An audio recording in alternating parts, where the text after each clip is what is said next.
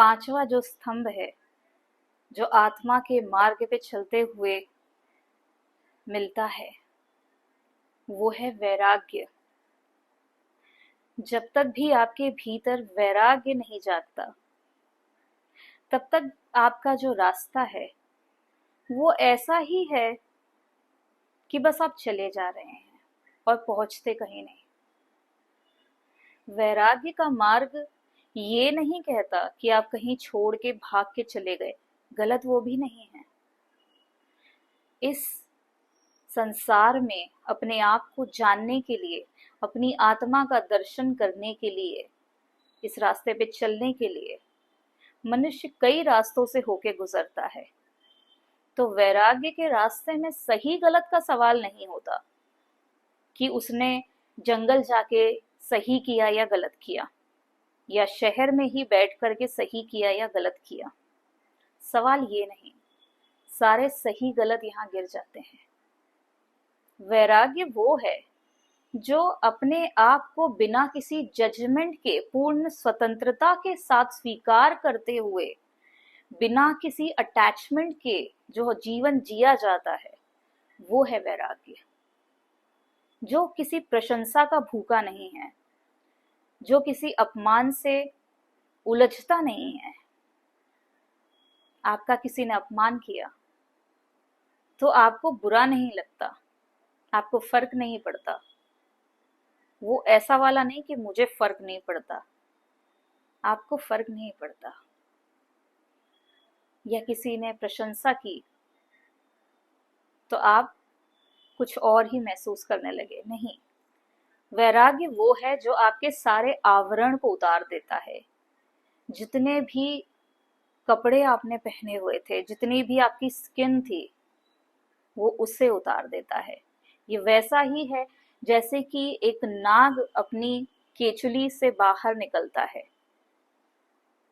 क्या वो उस केचुली का जो पुरानी हो चुकी है, जो मैली हो चुकी है, जो सूख चुकी है, जिसमें कोई नरिशमेंट नहीं बचा, उस केचुली का मोह करे, या इस पुरानी केचुली से बाहर निकल के एक नई स्किन को अनुभव करे, जो कि हेल्दी है, जो कि शाइनी है, जो चमकती है, जो ज्यादा प्रोटेक्शन देती है। क्या है वो?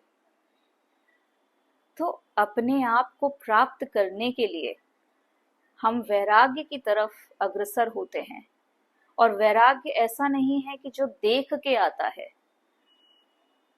ये साधने की वजह से आता है। जब आप अपने आप को साधने लगते हैं, जब आप साधुत्व को प्राप्त होने लगते हैं, तो वैराग्य जागता है। जो मैं और मेरा, इससे परे जाता है।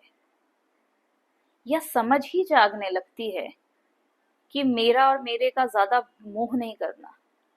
कोई भी चीज इस दुनिया में, बोलते हैं ना कि अनंत काल तक टिकने नहीं आई है या रहने नहीं आई है। वैरागी ये जानने लगता है कि जिसका जन्म हुआ है उसकी मृत्यु होगी, तो जो मिटने ही वाला है उससे कैसे जुड़ें, उससे जुड़ना कैसा। ये यात्रा आगे बढ़ने की है। वैरागी ये जानने लगता है कि जो खोया था, जो कल खो गया था, जिसका कल बहुत दुख हुआ, आज तक दुख है, पर ये किसी नए रूप में आएगा। या हर चीज है वो अपना रूप बदल लेती है।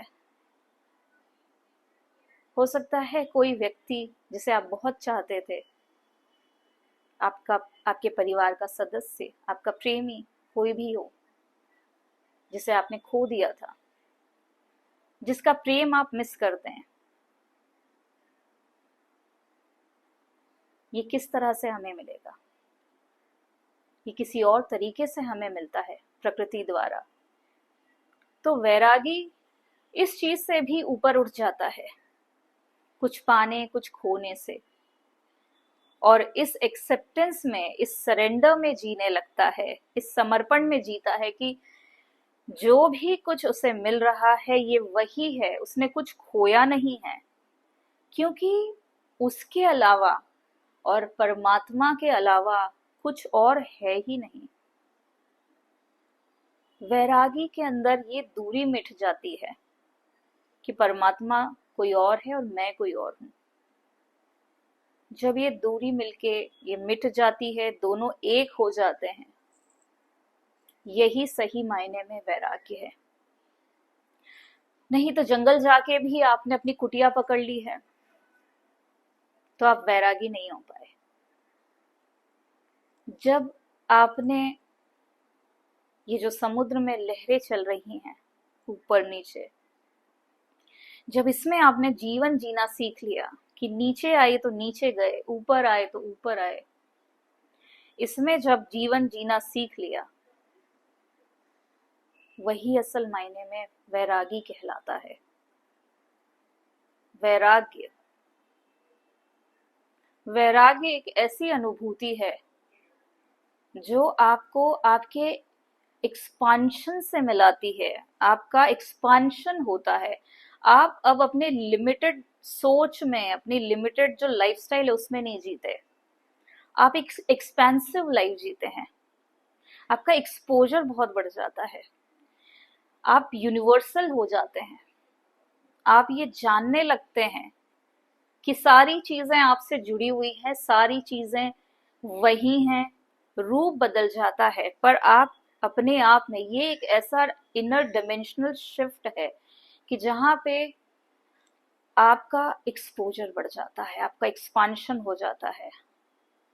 अब आप कुएं के मेंढक की तरह नहीं जीते, अब आप एक समुद्र में जीते हैं। आपको पता है कि पूरा महासागर आपका है। वैराग्य आपको उस महासागर तक लेके जाता है।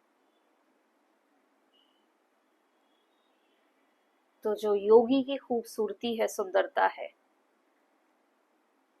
वो इन पांचों स्तंभों से या इन पांचों दियों को लेकर के चलना होता है। रास्ते पे थोड़ी थोड़ी दूर में अलग अलग दियों की आवश्यकता होती है। एक दिया कहीं और साथ देता है, दूसरा दिया कहीं और रास्ते में साथ देता है। और ये सारी चीजें हमें कृपा से प्राप्त होती हैं। ईश्वर की कृपा, गुरु की कृपा। तो जब भी आप एक आध्यात्मिक लाइफस्टाइल को या इस जीवन की तरफ आकर्षित हैं, जीना चाहते हैं, तो इन रास्तों पे चल के देखें, इनको अनुभूति में लाएं, अपनी साधना को और प्रगाढ़ करें, अपने ध्यान को और मजबूत करें, अपने प्रेम को मजबूत करें। क्योंकि रास्ता सिर्फ कांटों पे चलने के लिए नहीं बना है, रास्ता फूलों पे चलने के लिए भी बना है। पैरों के नीचे फूल भी आएंगे, तो क्या तब भी आप ऐसे ही कड़क होके बात करेंगे?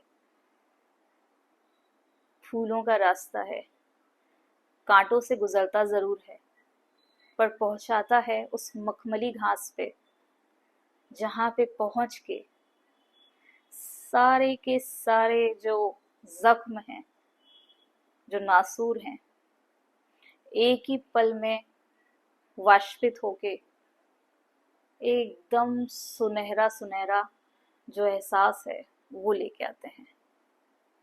और ये कहीं वहां नहीं है, ये यहीं है, इसी रास्ते, यहीं अभी आपको संकल्प करना है और इन चीजों को अपनी अनुभूति में लेके आना है।